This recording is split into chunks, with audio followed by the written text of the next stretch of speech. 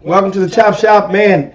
Third time's a charm. Yours truly, Jim Hicks, live from Houston, Texas. Of course, Robert Hatter is on location in ATL for the SWAC men's and women's basketball tournament. Texas Southern University's women will be tipping. They're in action today. The men are in action tomorrow.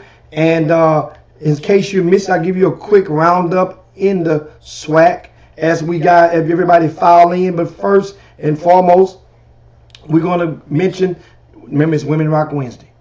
So the first 5 females, we're going to give you a shout out. That way your people at work, that way your people in the car with you, they'll see just how important, how much cred that you have with the Chop Shop. And we're going to get through these next 2 hours covering a lot of topics. We're going to reignite that conversation. You guys know what I'm talking about, the elephant in the room. But first, we're going to go and give you some results from SWAC basketball last night. Grambling over Alabama A&M 73-56. You have Florida A&M, FAMU, eliminates Prairie View 75-66. Prairie View only has won 5 games all season. Their projected leading scorer, projected conference player of the year preseason, suffered an injury back in November and has missed the entire season. He may very well get a medical red shirt and could return. Now, I think for that reason alone, and some people knew the hand that Prairie View and Byron Smith was dealt with, that he should be given another year. Let him go out. Think about it, all of the good times that he's presented with Prairie View, he has 1 miss of a season. 1 miss. That is no reason to hit the panic button. And I hear rumblings out there. Remember, football coach didn't last 2 good years. The last one I'm talking about. So I'm hoping and rooting that Prairie View A&M will bring back and retain head coach Byron B. Smith. This is a man that understands something. Byron Smith was this close. He was this close to signing Chris McDermott 1 year ago. He was that close. Chris McDermott actually put on the Prairie View, revealed the Prairie View shirt, put on the hat at the announcement, only to shed that for Texas A&M outfit in the same ceremony. And he goes to Texas A&M. He's there right now.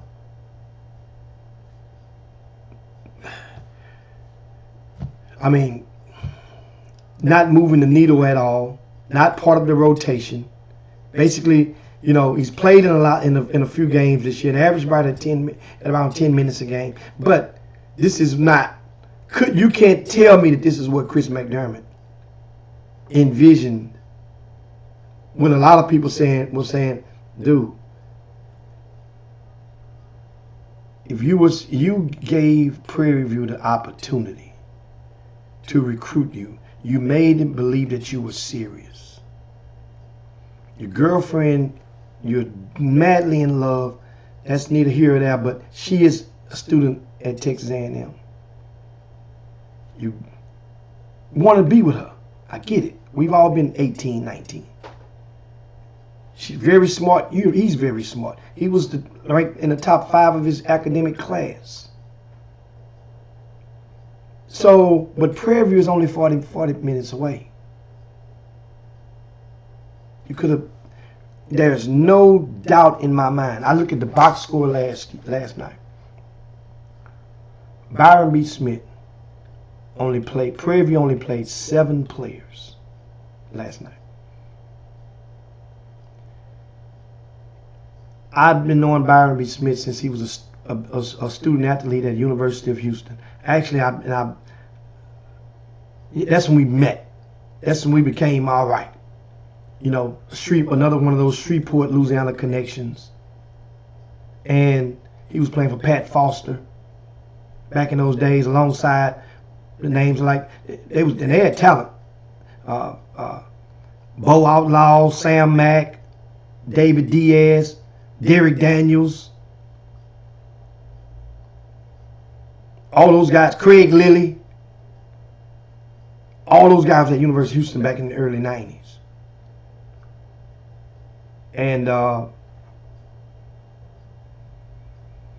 And we've gone through life with a long strengthening the relationship. Remember, I told you guys, relationships are essential. And many people in today's society want to microwave relationships instead of getting them out the mud, putting them in the, planting the seeds and letting them sprout properly. You can't fake the funk on pure relationships. It has to nurture over time. But now back to Prairie View. Like I said, I knew, and I went and watched Byron Smith when he was at Tyler Junior College in the backcourt with Robert Pack. I was playing baseball in Angelina at the time. So sometime when Angelina would play Tyler, you make that road trip, even though it was a dry county. Still make that trip up in the East Texas woods. But he deserves one more year. But my point with him and Chris McDermott, if Chris McDermott would have been in Prairie View uniform this year, but Byron Smith was promising. Number one, I'm going to put you on that court. Many coaches can't promise it. They'll say, I'll give you the opportunity. He's a head coach. I'm putting you on that court and going to give you the opportunity because I'm sure in this system, you're going to get a double-double. Then that way now, you stay with me at Prairie View. And after 1 year, I will help you go and get your bag up and help you get to A&M or whatnot if you want to. That's what to be the whole premise. But what it would does, it would have started something that a lot of kids can buy into, especially now knowing you can transfer without penalty. So now the excuse, if there are schools that have a small bag, you know, just everybody generating the same amount of revenue in exchange for playing, you make and go get more money. But will you have the comfort and the joy of having your uniform sweat at the end of a game? Which one is more important? Some of you guys make some things make it feel like it's important, but it may not be that important. It may not be that important to some people. They try to make you think it's important, but it may not be that important. So if a bag next week is more important, or is it not as important as a bag, or greater bag, but possibly next week or next year, is it not as important as a bag today? I get it, but it's each his own. To each his own. Different people got different situations. I get it. But I do know one thing. I know in my soul that Chris McDermott had followed what many people in his corner were trying to get him to entertain the reality of. Being a #1 player out of a metropolitan area, out of Houston, Texas, and decide to go as a true freshman into an HBCU with the sole primary intent of helping to generate interest in paving down a wall that has long existed and been taboo for most guys to go and do so. That you would have been a trendsetter, a pioneer. You would have been a sense of a Jackie Robinson of today's society. And And if you're putting up those numbers, then that means other schools are going to take note because of the portal. And you can go wherever you want. You can go wherever you want. Do you want to play? Or do you want just ride charter? You want to be part of something, or you want to watch other people play? That's the question. Do you want to play, or do you want to watch other dudes play? So as we go, and let me go and add some of the questions. Of course, I'm waiting on the first 5 females. Is when we announce the starting 5. I don't see 5 females that's checked in and give us a comment that let us know that you're on the Chop Shop and you're with us and you're rolling. Let us know where you're from. Are you from out of town, different parts of the country or the world? So I was just talking, of course, and just giving my thoughts. This ain't nothing. It's just my thoughts. But I do know one thing.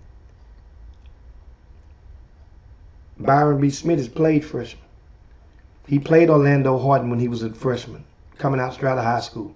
If he played Orlando Harden as a freshman and gave him the opportunity to move the needle and generate a bag for him, then he damn sure would have played Chris McDermott.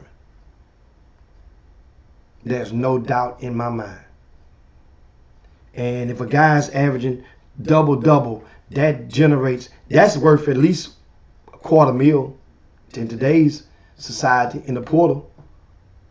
Hell, you had a 7-footer that barely averaged a double-double, and somebody gave him $2 million last season. So many of you guys, who would be the next, or who would be the first that would actually take that plunge, take that gamble, and turn down? Like I said, you have Division I offers, and Chris McDermott had a couple of Division I offers, but it came down to A&M essentially and Prairie View, which, like I say, he proved that was kind of a mockery. But I bet you, I haven't talked with him, but if he had to do it all over again, if he can rewind the past year, what do you guys think Chris McDermott would do? If he can go through this crystal ball and say, you know what, I'm going to go back to the future, and I'm going to go and do this and do it again, do you think he would have, when he announced Prairie View, that he would have took off another shirt and had A&M up under it? Or he would have took a leap of faith in himself and in what head coach Byron B. Smith was selling? Now, speaking of such, like I said, who would be the next or the first, of a player that has Division I offers, active, committable Division I offers on the table, and they would shun those offers in favor of an HBCU? That's the description what I'm asking you guys right now. Who is going to be, who in Texas do you think? Who in your state do you think has a chance? That has the DNA. Everybody has the DNA to do that. You gotta have something that comes from somewhere else.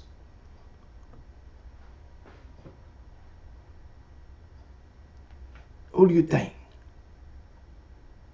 Now, I do know one thing, that young man we talked about on Monday on the Chop Shop from this past weekend from the state tournament, state championship game, an unsigned senior from Bel Air High School, Anthony L.J. Andrews, had no offers before the postseason. This ain't the first time I saw this happen. This ain't the last time it would happen. But that's why I explain you guys. You guys, many people, and this is another whole topic we get into, and we're going to get into. Many people, y'all, are too many people putting too much stock into, how would I say it, fake or falseness that dwells within grassroots basketball. L.J. Andrews had no offers. He played for every major sneaker program, damn near. Not every, but at least half the major sneaker sponsored programs in this greater Houston area. He's played for them. So he went around the horn, basically. That they do not commit to, that were truly indeed offers, it's only one way to know. That's to ask that coach after, and he can't speak on it until after the fact publicly, after he signed. So all you do, so I would encourage you guys to add the word, either they claim to have offers, or they were supposed to have offers, or they thought they had these offers. Those are better words than to say, well, he had these offers. Well, you say you got these offers. You see what I'm saying? Big difference. Kind of adds a little protection to just when the kid falls and then or doesn't get anywhere, then you wonder, what happened to all those offers? Well, why didn't he commit? To find out if they were real. That's how you can find out. But L.J. Andrews, he started off slow in that game, that championship game, that climatic finish between Duncanville and Bel Air. Remember, people have seen many of these kids in grassroots, may have seen them earlier in the season. Bel Air played in Glenn Smith's Thanksgiving Hoop Fest. But nobody left there ringing the phone or ringing the bell about Anthony L.J. Andrews. The narrative from Bel Air was that Sheldon got outplayed by Brandon Burris. That was a narrative. It was like, it was almost like L.J. Andrews was one of the seven dwarfs or something. And remember, I explained to you guys, I went on a 20-minute rant in defense of these Bel Air role players alongside of Sheldon Henderson and L.J. Andrews. L.J. Andrews got his body right. So a year ago, if you saw him play, he dribble hard 2 times and make a sharp spin move, step into a power finish at the rim. L.J. Andrews would break his hip, his knee, his back trying to make that move a year or 2 ago. He would fall clean out. It would be, how would you say it? It would be like a weeble wobble. Trying to make that move a year or 2 ago. Got his body right.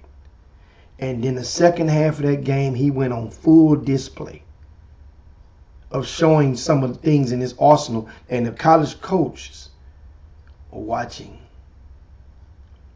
TSU saw him live in person against San Antonio Brennan. Johnny Jones was sitting right there next to Kevin Sampson and Kellen Sampson. He said, and he went after the game and told his assistant, young man, you got an offer. My boss sent me over.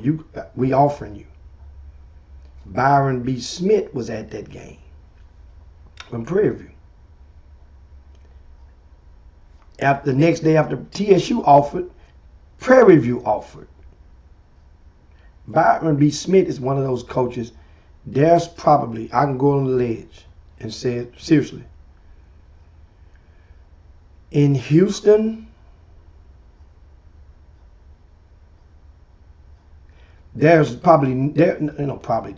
there's no head coach in the world that has seen more HISD games this season. Or you can just say the last 3 seasons combined. Either or than Byron B. Smith. It's something about them HISD schools. I guess a lot of those guys, they play together in the Fundy Recreation Center. Some of those coaches still hoop a little bit. And some of those coaches still. So Byron's one of those guys, he just basically going and supporting some of those coaches. And he'll go see them, that's on the staff. Like Byron B. Smith has a connection with Eddie Barlow at Jack Yates High School. So because they play ball in the pro-am. The No Excuses or the pro-am before the end. So Eddie Barlow, so I can see that. Byron B. Smith he knows David Burrell at Wheatley. David Burrell played down there, was little brother Shaq Burrell. So he knows him. I can get that. I see it. Byron B. Smith, Vincent Grayson, his brother Darrell Grayson played college basketball with Byron B. Smith at University of Houston. So I can see that connection. The Graysons from Mississippi, I see that. Byron B. Smith from Shreveport, that connection goes a long way back. So now you can understand the different connections within HISD. Byron B. Smith goes and he's there vigorously. He's there unapologetically. He offered L.J. Andrews. And so that means now, as I say to many people, don't play around with these offers. Don't play with them. If a coach offers you and you have no options, and that is the level for which you have claimed that that's where you want to be, what the hell does it hurt if you say, I want to commit right now? You know what's going to happen? That's almost like being in a relationship. Hey man, I love you. Oh, I love you too. I want to be with you forever. We want to be a union. We want to make each other. Well, let's get married. What? That's what's going to happen. You don't have to necessarily get married. You just say, let's get married. I want to commit. That's the same thing. They have the same exact meaning when regarding to take out the depth of which your love it dwells for the other person, the other party. But if you saying I want to commit, if that head coach stalls you, if he tells you anything other than accept it, then that means your offer wasn't an offer. You could turn around and say, Coach, I was just joking. I just want to see if you was for real or not. Coach, you gotta respect me for that. I just want to know. So many people been lied to. So I'm just wanting to know if you really would have taken the commitment from me tonight. Ain't nobody else on the phone. Guys, I'm gonna ask you guys, why do you think it's so hard for some people to get the kids to commit? I got an idea, but I'm curious to see if any of you guys gonna hit that bell with that, right?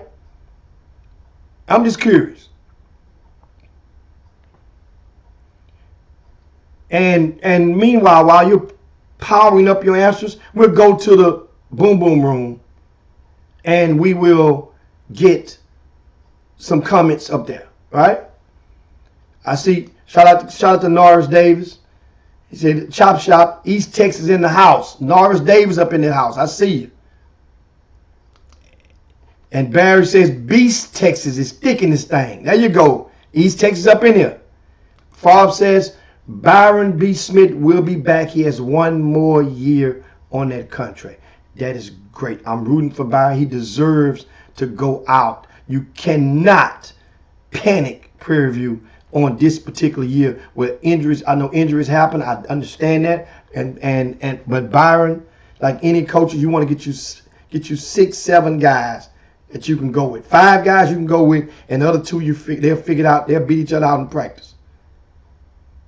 They were just outmanned. They were too thin. For everything that he's provided from them. No scandals. No financial disparity issues. No violation in regarding to nothing. No violations against the school. You owe him one. You owe him one. This guy's been, that's all I'm saying. Now, I'm projecting, my sources tell me. Guess what they tell me, guys? Guess what they tell me?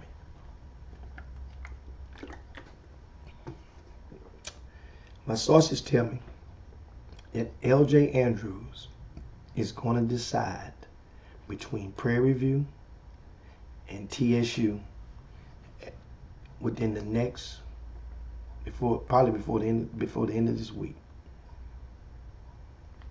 Done. done.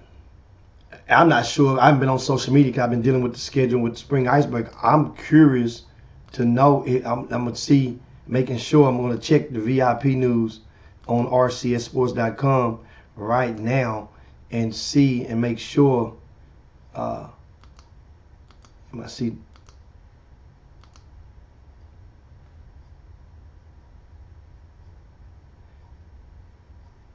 Yeah, Doug hadn't mentioned. So he hadn't made the decision yet. But he has reached his decision and going to make it public. And it could be before the end of this week, which would be great.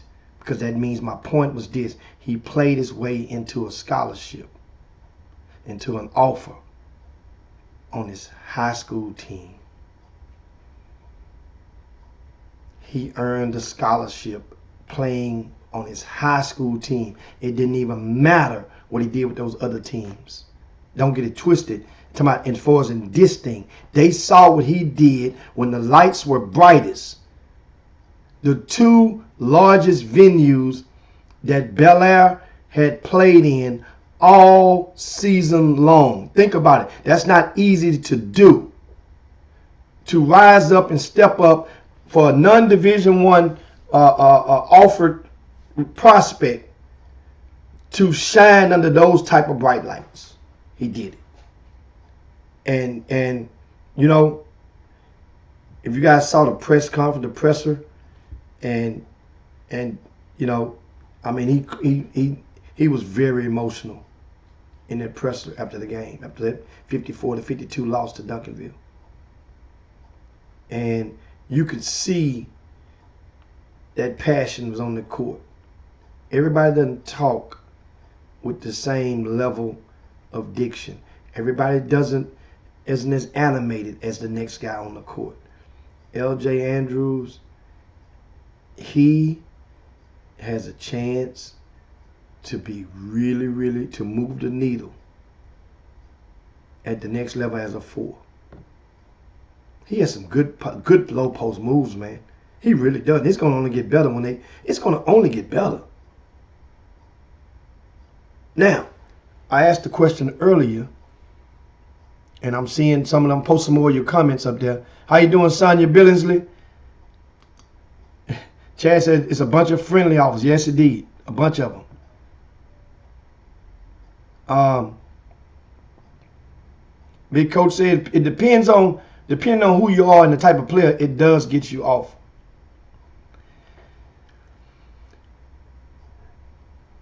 Committable offers. Committable offers. You don't know who would take your offer unless you try.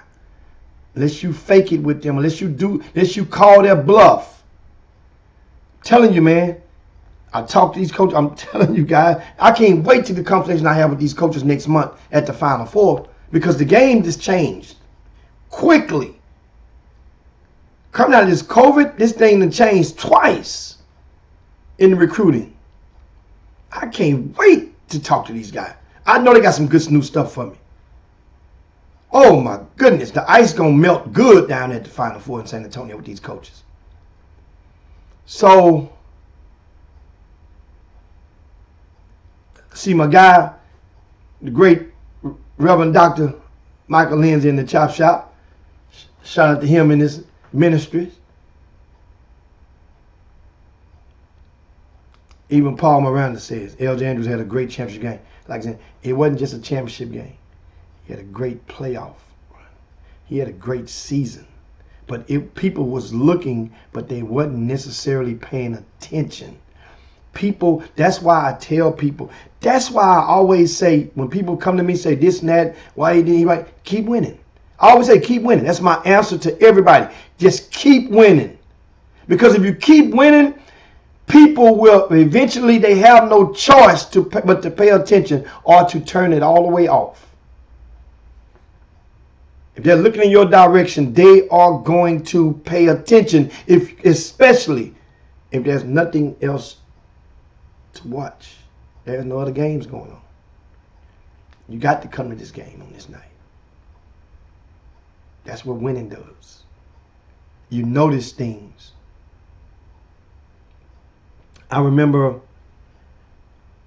the first time I saw a young man a guard. We're shifting a little bit because LJ is a 4-3 probably at the next level, depending on what they do with his body. And by the way, LJ Andrews will be playing in the SWAC next season. We'll be on,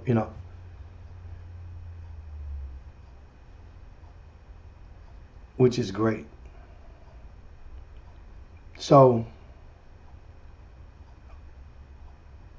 that means with LJ Andrews off the board,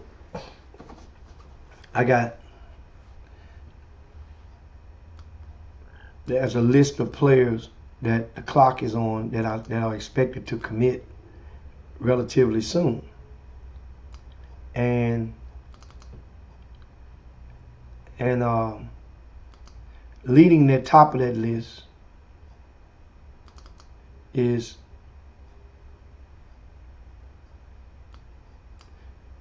Michael Collins, right? So Michael Collins, Shadow Creek High School, is probably the most notable, the most recent to have committable Division I offers before his season ended. Once again, man, you can have what you think is an offer. It's like this, man. Let me tell you guys. I got this right here for my staff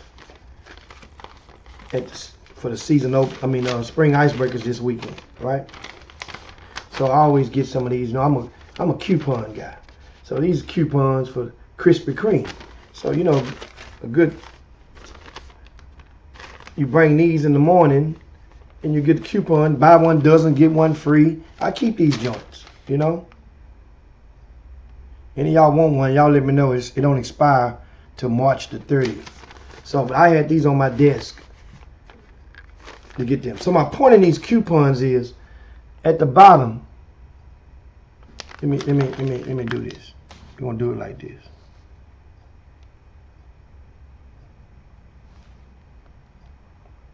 We're gonna do this like this. Now, on this coupon, I highlighted, right? And where I highlighted at, it says offer valid through. It's in small print.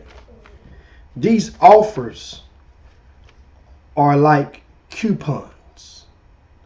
Many a time we have a coupon, we really don't know that it's expired until we get ready to use that coupon. We will go and look at it and we'll say, God dog it, didn't expire. Or we go attempt to use it at the establishment and they will let us know, sir, you can't accept this coupon. It's expired. That is college offers 101 to a lot of you families out there. It's just that simple. So in order to know if it's still valid, sometimes you have to, before you even go and wait and risk embarrassment, look at the coupon, meaning that check with the coach and you can just check and see. Coach, ding, ding, ding, coach. First of all, if you don't answer, don't call back. Don't text back within an hour or two. Coach could have been on the airplane. Who knows? Give him time. Could have been taking a nap. Could have been in a therapy session. We don't know. But if you don't, that's a red flag right there. How can you? We can't proceed through this ever-changing scope of recruiting in the amateur sector being as naive as other folk want you to be. You can't. You have to smarten up.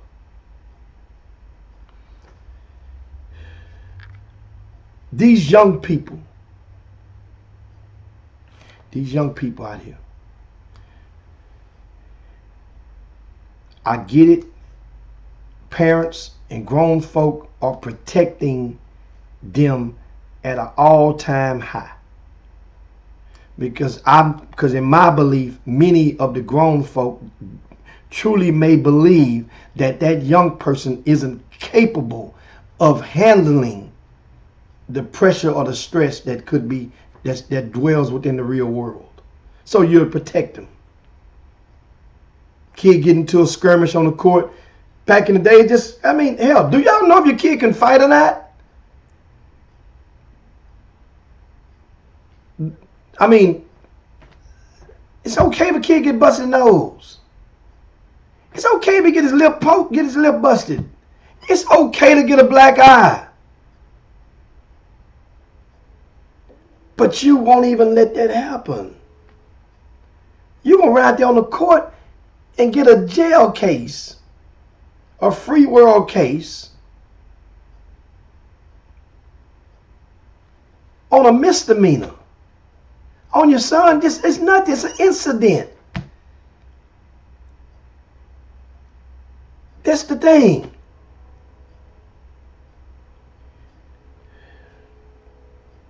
You won't whoop your son's ass for cussing at his coach or the referee, but you'll want to whoop the stranger's ass for telling your son to pass the ball or to do anything. I'm just saying, I'm just getting in general. I know, we got to smarten up. We got to smarten up in this stuff. Back to the recruiting part. That's what I'm here for. Guys, understand something. You go to college 4 years. 12 hours, 24 hours a year, times 4 years, that's 96 hours. You're right there at a degree. 15 years, 30 hours, 120 college hours, you get that degree. That's from 4 years. I've been doing this since 2001. That means from studying, eat, sleep, and everything else to go behind that with basketball. For the vast majority of the last quarter of a century. You break that down into degrees. If I had been going to college and studying the same topic, not going and getting a bachelor's with a minor in elementary education, and going and getting another degree for pharmacy, then get another degree for law, that's different. I'm talking about studying the same topic, the same field for 25 years before any of these players that just thrust the gold medals in the air at the state championships, before they were even born. Well before they were even born. So that's about 6 degrees. That's about 4 doctorates in the same field that you're looking at. That don't mean, and there's other guys out there that had been in far less time, could be far smarter than I am. They could possess more intel than I do. They could very well have many more connections, maybe, but the relationships that I have, and I explain to you all the time, and the amount of houses that I've slept in, of coaches that have invited me in, and I've woke up and ate at their breakfast tables or ate at their dinner tables while their families was at home. I don't know for many of you guys, but black folk don't just bring any old black folk around their wife and kids. I'll let that stay right there. Just don't bring no any. Not we can go meet and eat dinner at a restaurant, and many don't do that. That's a different layer. We can go to the party. We can go out of town together. But bring you and to let you have an opportunity to sit your ass on one of my toilets, that's a different type of relationship.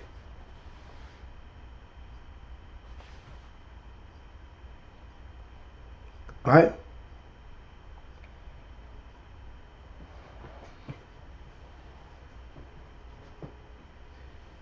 I'm reading right now. You guys, I need you to share the show if y'all haven't done so already. I'm sharing it on the Facebook right now.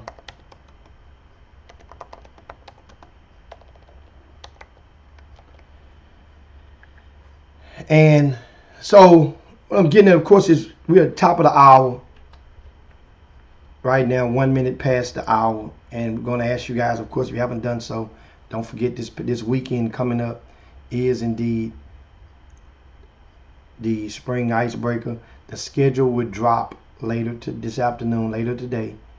I have completed the schedule. I need to proof it. And that's why I gave myself enough time to say Wednesday night. So Wednesday, at some point in the next few hours, the schedule for the spring icebreaker would drop. It's going to be good. I can tell you guys one thing. There's no single team that was going to be stuck in the gym all day. None. Saturday, if you're playing on Saturday, our last game would be about 4:30. I want my staff to go and get well rested. I want the teams that are coming from out of town to be able to go and enjoy Houston during this spring break weekend. They might want to go to the rodeo, walk through the carnival. Might want to go to the beach. They might want to go to walk through the Galleria. They might want to go and just do some things that can help them bond and create memories that can last a lifetime. So our last game on Saturday, 4:30. We're not going to be in the gym at 9 o'clock, 10 o'clock. Those days are over. You guys know when I make schedules. I consider myself the best scheduler in the world, because I put so much passion. I could easily feed the notes into this thing. The computer can't think. The computer can't weigh in common sense. The computer don't know that there's only 2 lanes on the beltway, and to get from C King to the MI3 might be a little longer than you think. The computer don't know that. So make sure you get on out and support the spring icebreaker. Now, as we ask you guys to share the show if you haven't done so already, I see you, Reginald Simpson. I see you, Odyssey Williams. You up in there? You guys, now we go at the top of the hour. I think now we can pivot, engage in the conversation. People are asking, as they do, as they have done for the last couple of years, whenever a Houston team in Scholastic in the UIL loses at the state championship, which a Houston team hasn't won in UIL championship since 2017. That was Cypress Falls High School. Now, that's the question people are asking. I had people call me from out of town, from public schools, want to get quotes. I guess some people think I give pretty good sound bites.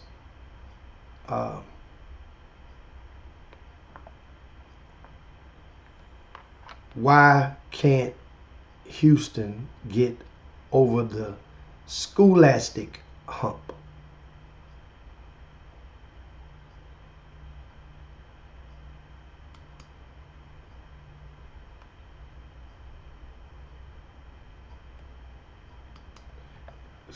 Look like I'm froze up.